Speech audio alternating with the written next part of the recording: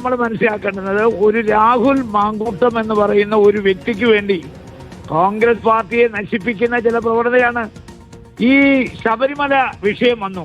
ശബരിമലയിൽ 2 മാർക്സിസ്റ്റ് പാർട്ടിയുടെ ദേവസ്വം ബോർഡ് മെമ്പർമാരകത്ത് കിടക്കുന്ന ഏതെങ്കിലും ഈ സൈബർ ആക്രമണം നടത്തുന്ന ഏതെങ്കിലും ഒരുത്തൻ അതിനെതിരെ എന്തെങ്കിലും ഒരു കാര്യം പറഞ്ഞിട്ടുണ്ടോ? BJPക്കെതിരെ എന്തെങ്കിലും ഒരു ആക്രമണം നടത്തുന്നുണ്ടോ?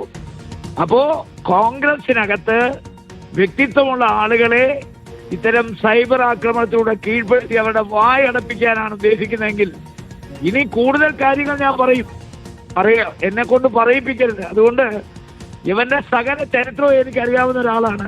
അതുകൊണ്ട് എന്നെ ഇനി കൂടുതൽ സൈബർ ആക്രമണത്തിന് വിധേയമാക്കിയാൽ പരസ്യമായി ഞാൻ പലതും വിളിച്ചു പറയേണ്ടി വരും. ആ പറയുന്നത് അവന്റെ അംഗം കുറിക്കും. അതുകൊണ്ട് അനാവശ്യമായി എന്നെ പ്രകോപിപ്പിക്കാൻ വരണ്ട.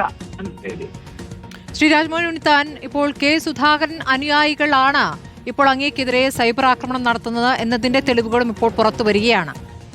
ഇന്നലെ രമേശ് ചെന്നിത്തല വാർത്താ സമ്മേളനം നടത്തി പറഞ്ഞൊരു കാര്യം, രാഹുൽ മാങ്കൂട്ടത്തിനെതിരെ നേരത്തെയും നിരവധി പരാതികൾ പ്രതിപക്ഷ നേതാവിനും മുൻ KPCC അധ്യക്ഷനും ലഭിച്ചിട്ടുണ്ടായിരുന്നു എന്നുള്ളതാണ്. പ്രതിപക്ഷ നേതാവ് വളരെ വേഗത്തിൽ അതൊരു നിലപാടെടുക്കുകയും ചെയ്തതാണ്. പക്ഷേ കെ സുധാകരൻ കഴിഞ്ഞ ദിവസം വരെയും നടത്തിയ പ്രതികരണം നമുക്കറിയാം. നല്ലൊരു ചെറുപ്പക്കാരൻ അയാളുടെ ഭാവി നശിപ്പിക്കുന്ന രീതിയിലുള്ള പ്രതികരണങ്ങൾ നടത്തരുത് എന്നായിരുന്നു. ഇന്നലെയാണ് അയാൾ കുറ്റം ചെയ്തിട്ടുണ്ടെങ്കിൽ ശിക്ഷ ലഭിക്കട്ടെ എന്ന രൂപത്തിൽ പ്രതികരണം മാറ്റിയത്. അപ്പോൾ നമ്മൾ മനസ്സിലാക്കുന്നത് കെ സുധാകരന്റെ മുന്നിൽ നേരത്തെ തന്നെ രാഹുൽ മാങ്കൂട്ടത്തിനെതിരെ പരാതികൾ ഉണ്ടായിട്ടും പിന്തുണയ്ക്കുന്നു എന്നുകൂടിയാണ്. അതോട് അങ്ങ് ഇങ്ങനെ പ്രതികരിക്കുന്നു.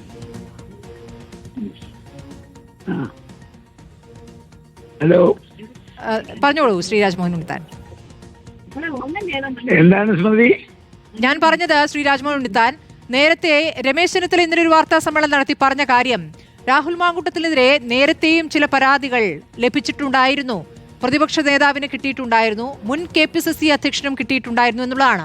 പ്രതിപക്ഷ നേതാവ് എടുത്ത നിലപാട് നമുക്കറിയാം. പക്ഷേ കെ സുധാകരൻ കഴിഞ്ഞ ദിവസം വരെയും രാഹുൽ മാങ്കൂട്ടത്തിന് പൂർണ്ണ പിന്തുണ നൽകിയായിരുന്നു. അതിനർത്ഥം ആ പരാതികൾ ലഭിച്ച ശേഷവും ആ പിന്തുണ കൊടുക്കുന്നു എന്നാണ്. ഇതിപ്പോ ഞാൻ പറഞ്ഞല്ലോ, കെ സുധാകരൻ KPCCയുടെ മുൻ പ്രസിഡന്റ് ആണ്, കോൺഗ്രസിന്റെ വർക്കിംഗ് കമ്മിറ്റിയുടെ മെമ്പറാണ്.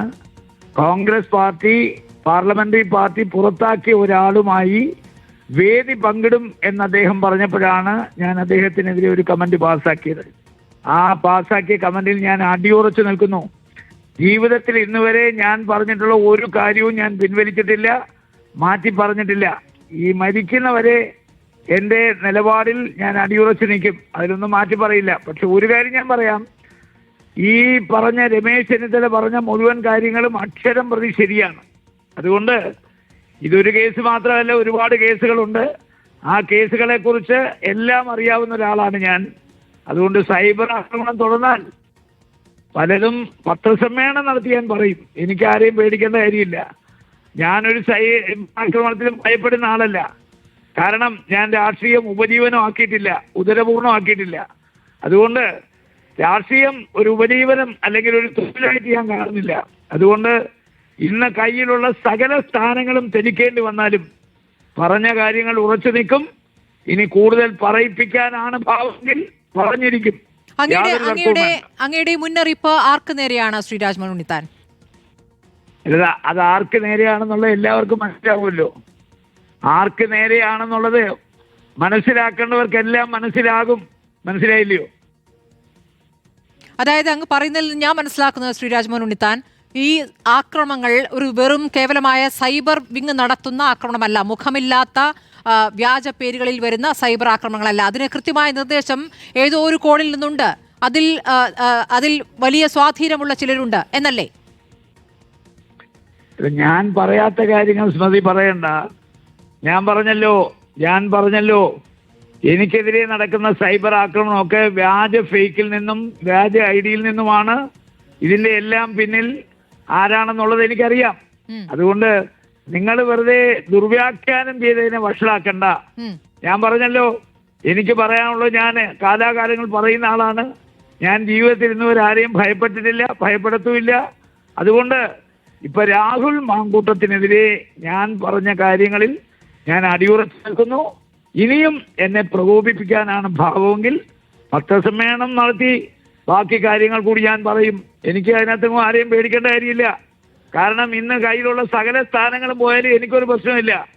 മനസ്സിലായില്ലയോ? അതുകൊണ്ട് ഞാൻ വളരെ വ്യക്തമായി പറയാം, ഈ പെൺകുട്ടിയെ പ്രകോപിച്ചാണ് മുഖ്യമന്ത്രിയുടെ അടുത്ത് എത്തിച്ചത്. അതുപോലെ കൂടുതൽ പ്രകോപനം ഉണ്ടാകാതിരിക്കുന്നതാണ് എല്ലാവർക്കും നല്ലത്. പ്രകോപനം ഉണ്ടാക്കിയാൽ നമ്മൾ പല കാര്യങ്ങളും പറയേണ്ടി വരും.